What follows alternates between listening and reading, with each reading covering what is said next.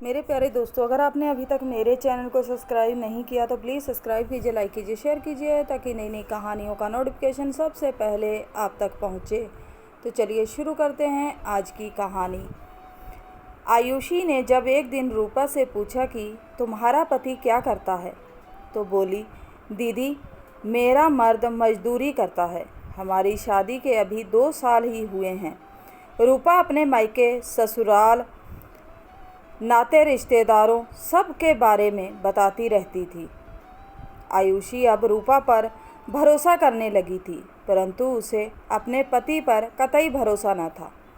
रूपा को आयुषी के घर काम करते हुए करीब 7 महीने हो चुके थे। अब तो रूपा कभी कभार लेट भी आती तो आयुषी कुछ नहीं कहती थी। उसे लगता था कि अगर रूपा ठीक है तो उमेश कुछ नहीं कर सकता है।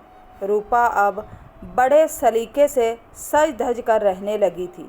आयुषी ने एक दिन पूछ ही लिया, रूपा आज तो तुम बहुत अच्छी लग रही हो, और यह तुम्हारा सलवार सूट भी कहाँ से खरीदा? बहुत ही सुंदर रंग है। रूपा कहने लगी, दीदी मेरी माँ ने दिया था। रूपा का चेहरा कुछ दिनों से बड़ा ही खिला सा लगने लगा था। आयुषी ने पूछा भी, रूपा आजकल बड़ी खुश नज़र आ रही है, कोई बात है क्या? तब रूपा ने मुस्कुरा कर कहा, नहीं दीदी। रूपा कुछ महीनों से काम करने लेट से आने लगी थी। पूछने पर कहने लगी, मेरी सास बीमार है, इस कारण देर हो जाती है। आयुषी कुछ नहीं कहती, उस पर घर छोड़कर ऑफिस चली जाती थी। आयुषी को इस बात की हैरानी होती थी कि उमेश इतना कैसे सुधर गया। रूपा उसे चाय देने भी जाती तो नज़र उठाकर भी नहीं देखता है। आयुषी को लगा कि शायद उसे उस दिन का थप्पड़ याद है और फिर मुस्कुरा उठी। रूपा को काम पर ना आए आज हफ्ता हो गया। आयुषी को समझ नहीं आ रहा था कि क्या करे, किससे पूछे कि रूपा क्यों नहीं आ रही है। फिर याद आया कि वैशाली से पूछती हूँ। वैशाली ने कहा कि उसके घर भी रूपा कई दिनों से नहीं आ रही है। उसने यह भी कहा कि रूपा का घर आयुषी के घर से थोड़ी दूर पर ही है, जाकर पूछ ले। आयुषी को लगा कि वैशाली सच कह रही है, उसे जाकर देखना चाहिए कि क्यों नहीं आ रही है और वह काम पर आएगी भी या नहीं। संकरी सी गली में एक कमरे का घर, एक खटिया पर कांताबाई लेटी थी। बाहर से ही सब दिख रहा था। कांताबाई आयुषी की आवाज़ सुनते ही कांताबाई बाहर आ गई। रूपा कई दिनों से नहीं आ रही है तो देखने आ गई, तबीयत तो ठीक है ना उसकी? आयुषी ने कांताबाई से पूछा। कांताबाई अपना सिर पीटते हुए कहने लगी, करमजली मर जाए तो अच्छा है। कांताबाई ऐसा क्यों कह रही हो, कोई बात हो गई क्या? आयुषी ने आश्चर्य से पूछा। मैडम जी तो और मैं क्या बोलूं, पता नहीं ये कलमोही कहाँ से अपना मुंह काला करवा कर आई है, किसका पाप अपने पेट में लिए घूम रही है। यह देखने से पहले मैं मर क्यों नहीं गई, अपने बेटे को क्या जवाब दूंगी? कांताबाई ने बिलखते हुए कहा, आपको अपने बेटे को क्यों जवाब देना पड़ेगा? रूपा के पेट में तो आपके बेटे का ही बच्चा। कांताबाई बीच में ही बोल पड़ी, मेरा बेटा तो साल भर से गुजरात में है, वहाँ कमाने गया है, तो उसका बच्चा कैसे हो सकता है मैडम जी? आयुषी को जोर का झटका लगा। वह रूपा से मिले बिना ही घर आ गई।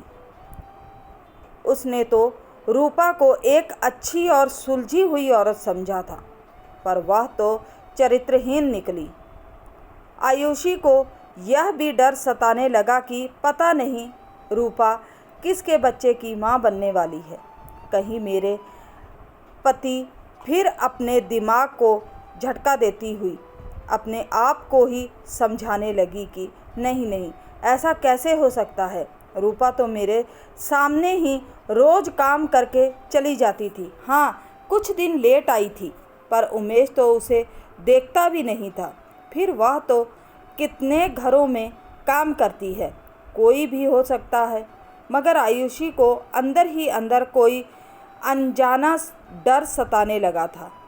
आयुषी को यह भी समझ नहीं आ रहा था कि दूसरी बाई कहाँ से ढूंढूंगी, और अगर मिल भी गई तो फिर वह कैसी होगी। ये सब सोच सोच कर ही आयुषी का दिमाग चकराने लगता था। उसे अब बाई के नाम से ही डर लगने लगा था। आयुषी ने ऑफिस से कुछ दिनों की छुट्टी ले ली, क्योंकि घर और बाहर दोनों जगह काम करना उसके लिए मुश्किल हो गया था। आयुषी को काम करते देखकर एक दिन उमेश ने कहा, लगता है तुम्हारी बाई भाग गई। आयुषी ने कहा, उसकी तबीयत ठीक नहीं है, इसलिए नहीं आ रही है। अरे, यह तबीयत खराब तो एक बहाना है, पैसे बढ़वाने का। जानती हैं कि तुम औरतों का उसके बिना काम नहीं चलने वाला, इसलिए नखरे दिखाती है। एक कुटिल मुस्कान के साथ उमेश ने कहा, जब तुम्हें कुछ पता नहीं तो बकबक क्यों करते हो। आयुषी ने उमेश को झिड़कते हुए कहा, लेकिन उमेश को टटोलना भी था कि कहीं रूपा की इस हालत का जिम्मेदार उमेश तो नहीं है। कांताबाई कह रही थी कि रूपा पेट से है, पर ताज्जुब की बात है कि उसका पति साल भर से उससे दूर है, फिर वह पेट से कैसे रह गई। खैर, जो भी हो, पर कांताबाई तो रो रो कर कह रही थी कि जिसने भी उसकी बहू के साथ यह कुकर्म किया उसे वह छोड़ेगी नहीं। यह भी कह रही थी कि पुलिस को सच बता देगी। आयुषी उमेश को देखकर बोल रही थी और उसका चेहरा भी पढ़ने की कोशिश कर रही थी। तो तुम मुझे क्यों सुना रही हो, हकलाते हुए उमेश ने कहा। और वैसे भी आज मुझे जल्दी ऑफिस के लिए निकलना है, तो नाश्ता लगा दो। उमेश अपने आप को ऐसा दिखाने की कोशिश कर रहा था कि ये फालतू की बातों से उसे क्या लेना देना, मगर आयुषी को उमेश पर शक होने लगा था। आयुषी सोचने लगी कि रूपा ही बता सकती है कि कौन है वह इंसान जिसने उसके साथ ये सब किया, पर मैं क्यों पूछूं? कहीं उसने उमेश पर ही झूठा इल्ज़ाम लगा दिया तो। आयुषी मन ही मन बड़बड़ा रही थी। कांताबाई को अचानक अपने घर आए देखकर आयुषी डर गई। बोली, क्या बात है कांताबाई? मैडम जी, मैंने अपनी बहू को बहुत मारा पीटा कि बताओ कौन है इसका जिम्मेदार, वरना तुझे तेरी माँ के घर भेज दूंगी। आयुषी के दिल की धड़कनें बढ़ती जा रही थी। बोली, तो मुझे क्यों सुना रही हो? कांताबाई फिर एक सवालियत नज़रों से वह कांताबाई को देखने लगी। मैडम जी, मुझे माफ़ कीजिए, पर रूपा ने आपके साहब का ही नाम बताया। कांताबाई पागल हो गई हो क्या, जो ऐसी बातें कर रही हो? और आपकी बहू, उसे मैंने क्या समझा था और क्या निकली? किसी और का पाप मेरे पति के सिर मढ़ने की कोशिश कर रही है। आयुषी ने तैश में आते हुए कहा, मैडम जी, मैं झूठ नहीं बोल रही हूँ। रूपा ने जो कहा वही बता रही हूँ, और मैं उसे डॉक्टर के पास भी ले कर गई थी गर्भपात करवाने पर। डॉक्टर ने कहा कि अब गर्भपात नहीं हो सकता, टाइम ज़्यादा हो गया है, आप ही कुछ करो। मैडम जी ने, नहीं तो मुझे सबको आपके पति की करतूत बतानी पड़ेगी। एक तरह से कांताबाई ने धमकी देते हुए कहा। वह भी बेचारी क्या करती, जो उसे समझ आया कहकर चली गई। कांताबाई तो चली गई, पर आयुषी को ढेरों टेंशन दे गई। अपने पति का चरित्र तो उसे पहले से ही पता था, बेशर्म कहीं का, सुधरने का ढोंग कर रहा था और मेरे पीछे। छी, अपना ही सिर पकड़कर आयुषी चीखने लगी। अब क्या करूं? जब शाम को उमेश घर आया तो आयुषी ने उसे कांताबाई की कही सारी बातें बता दी। उमेश कहने लगा, झूठ बोल रही है वह औरत। एक रोज़ मुझसे ही पैसा मांगने लगी कि मेरी सास बीमार है, डॉक्टर को दिखाना है। मुझे दया आ गई तो दे दिए, फिर तो वह हमेशा पैसे की मांग करने लगी। तब मैंने मना कर दिया, शायद इसलिए मुझ पर गंदा इल्ज़ाम लगा रही है, सफाई देते हुए उमेश ने कहा, पर उसके चेहरे से झूठ साफ झलक रहा था। कांताबाई तो अपनी बहू का गर्भपात भी कराने गई थी, लेकिन डॉक्टर ने यह कहकर मना कर दिया कि समय ज़्यादा हो गया है, जान को खतरा हो सकता है।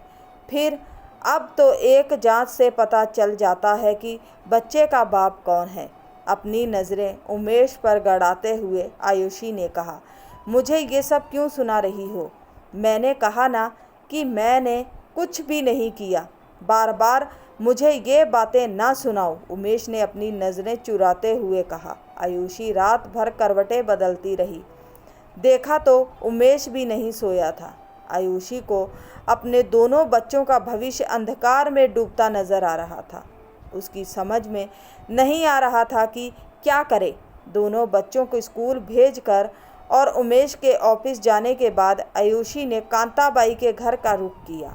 कांताबाई, क्या मैं अंदर आ सकती हूँ? बाहर से ही आयुषी ने आवाज़ देते हुए कहा। कांताबाई आयुषी को अंदर अपनी कोठरी में ले गई। आयुषी ने कहा, रूपा, अगर तुम सब सच सच बताओगी तो मैं तुम्हारी मदद करने को तैयार हूँ। दीदी, पहले तो आप मुझे माफ़ कर दो।